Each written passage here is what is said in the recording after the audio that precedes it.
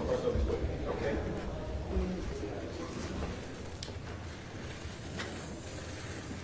Good afternoon, everyone.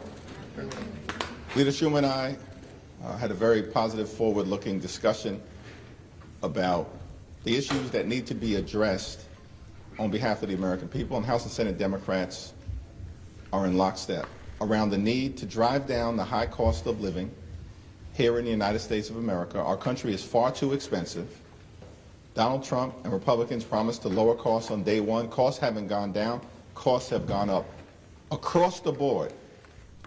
Housing costs are too high. Grocery costs are too high. Child care costs are too high. Electricity bills are through the roof.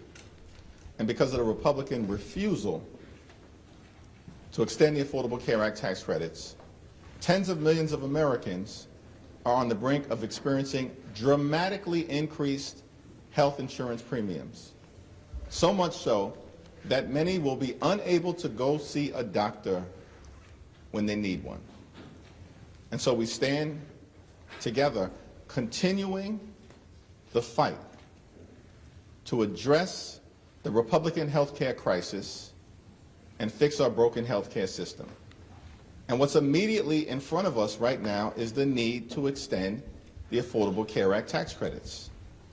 We just need a handful of Republicans in the House to join us, and we can force an up or down vote on the floor to extend the Affordable Care Act tax credits and stand up for working class Americans, middle class Americans, and everyday Americans who are at risk of having their health care ripped away from them. Leader Schumer. Thank you. And yes, as Hakeem said, we had a great discussion on our Democratic agenda, focusing on the #1 issue facing the American people, the high costs of the things they care most about and need the most, especially health care. Health care costs, we know, are going through the roof. It's just astounding that people would pay $500 or $1,000 more a month for their health care. What are they going to do? Come January 1st, millions won't have doctors. Tens of millions will lose their doctors and have to go to a new one who might not be nearby, who might not understand the ailment their child has. It's just incredible. And why is this happening? Republican intransigence. Democrats are united on fighting to lower health care costs. Republicans are a mess. They can't come to an agreement on a bill. They can't come to an agreement on a solution. Many of them don't want any solution at all. Well, next week, Republican senators will have an opportunity to show the American people they want to lower their health care costs, or they will spurn the American people's desire to lower those health care costs by not supporting Democratic legislation. They are in a bubble. From Donald Trump on down, Donald Trump says there's no affordability crisis. What kind of world is he living in? He's a billionaire. He doesn't have to worry about paying his medical bills, his heating bills, his food bills. But as president, you'd think he'd have some understanding of how the vast majority of Americans live every week, struggling. How are they going to pay this bill? How are they going to pay that bill? What am I going to cut off? But they're in this bubble. They don't get it. Well, Democrats know our job is to fight for the American people and to lower their costs. Republicans have no unity. So Democrats are fighting to lower health care costs. Republicans are fighting with one another. Questions? Mr. Leader, thank you. Actually, this is directed to you, Leader Schumer. Do you plan to introduce a proposal for a clean 3-year extension similar to the discharge petition that the leader put forth ahead of next week's vote? And second... Well, let me answer the first one in 2 words. Stay tuned. Second question. Okay, but you're united, right? So we are united. We are united. Okay. Second question. We are not united within the entire Senate caucus. Okay, second question. I'm just curious if either of you have seen this new DoD IG report. I know it hasn't been made public yet, but there are some details that have come out suggesting that the Secretary may have jeopardized sensitive military information in that Signal group chat. Just want your reaction. I haven't seen it yet. It's only available to the right now, a classified version to the members of the Intelligence Committee, but I await its release publicly tomorrow. Yeah, I have not seen the report. Pete Hegseth is the most unqualified Secretary of Defense in American history. The sooner he's gone, the better off the American people. Peter Jeffries, do you support President Trump's pardoning of Henry Cuellar, and have you spoken to him to Cuellar today, and do you believe that he will stay loyal to the caucus? I issued a statement on this earlier. My statement speaks for itself. I look forward to talking to Henry when we go on the floor in just about an hour. Here we go. If Democrats are united on this health care issue, why are you not stating your plan at this point? Are you hoping for a bipartisan agreement to come together, or what is the reason to not? Look, the Republican senators have an opportunity to show they're on the side of the American people, and next Tuesday's or next week's vote, we don't know what day yet, next week's vote will show whose side they're on. Are they on the side of the billionaires? Are they on the side of Donald Trump, who says he doesn't even know what affordability means, and is it a crisis, or on the side of the American people? We'll see. When are you going to tell us what you are voting on? Stay tuned. Yeah, this is not that complicated. What we've seen, right, House Democrats and Senate Democrats in complete alignment in defending the health care of the American people from the very beginning. Every single House Democrat, every single Senate Democrat opposing the one big ugly bill. Why?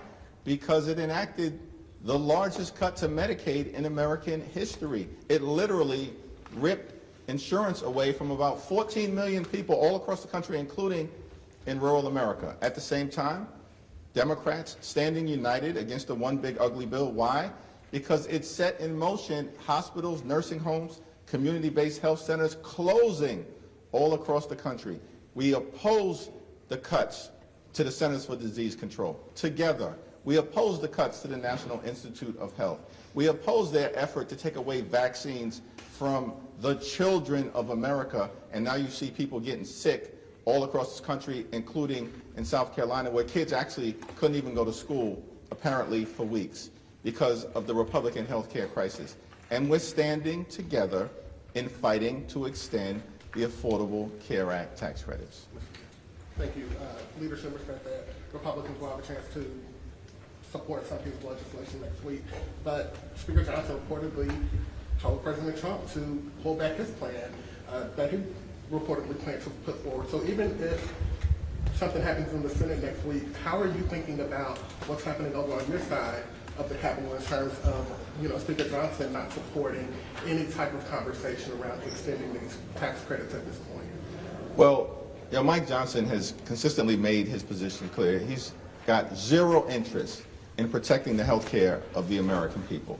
And these folks over on the House side, these Republicans, they've tried to repeal the Affordable Care Act more than 70 different times. We know who they are. They've shown the American people this consistently. And the American people know that Democrats in the House and Senate are actually fighting to make their life better, fighting to lower the high cost of living, fighting to address the Republican health care crisis and fix our broken health care system. In terms of movement in the House, all 214 House Democrats have signed the discharge petition that will force an up or down vote. All we need are 4 House Republicans to join us. There are 219 of them. All we need are 4. Dozens have said that they were prepared to work with Democrats to extend the Affordable Care Act tax credits in the aftermath of the Trump Republican shutdown ending. The Trump Republican shutdown's over. And now we've got a vehicle here in the House. All we need are 4 Republicans to join us, and we can prevent tens of millions of people from having dramatically increased health insurance costs. In some cases, $1,000 or $2,000 per month in terms of the increases that everyday Americans will be forced to endure. That's unacceptable, particularly in the wealthiest country in the history of the world. I would say this, the petition, the discharge petition in the House and the vote next week in the Senate are going to be one of the most important moments in this whole Congress. Since 1993, there's been a fight between the two parties. since Hillary Clinton proposed a health care proposal back then. And that is, who is going to lower your costs? Who is going to make health care more affordable? Who is on your side when all the special interests aren't? That's what's happened throughout. And this is an important moment. Will Republican senators join us to lower costs? Will a handful of House members join the discharge petition? It's in their hands. It's in their hands, and the American people know it. Thank you. If Democrats are united behind the plan, does that mean that negotiations with Senate Republicans on a bipartisan proposal are over? Look, we're willing to negotiate with anyone who will really lower health care costs. So far, they're so flummoxed, they're not even able to negotiate among themselves. That would be the first step, wouldn't it? Last question. Is December the end of this fight, or could these credits be extended in January? I understand it's probably more complicated, but is it possible with this effort? Listen, we're in this fight until we win this fight on behalf of the American people. That means extending the Affordable Care Act tax credits, and the clock is ticking. We need to do this prior to December 31st. There's no reason not to. These Republicans raced in the middle of this year to enact massive tax breaks for their billionaire donors. They raced back to Congress here in the House of Representatives on July 3rd in order to pass their one big ugly bill and to make those massive tax breaks for their donors permanent. And yet they've shown zero urgency when it comes to protecting the health care of the American people. And we're going to continue to fight this battle until we're successful. And hopefully, just a handful of Republicans in the House and in the Senate will join us so we can get this done before the end of the year. You're going to hear about the high costs that Americans have to pay for so many important things, especially health care, over and over and over again throughout this next month and all of next year. It's the #1 issue facing the American people. It's the #1 thing they want their elected officials to help them with. It's the #1 thing that Republicans are stonewalling. Thank you, everyone.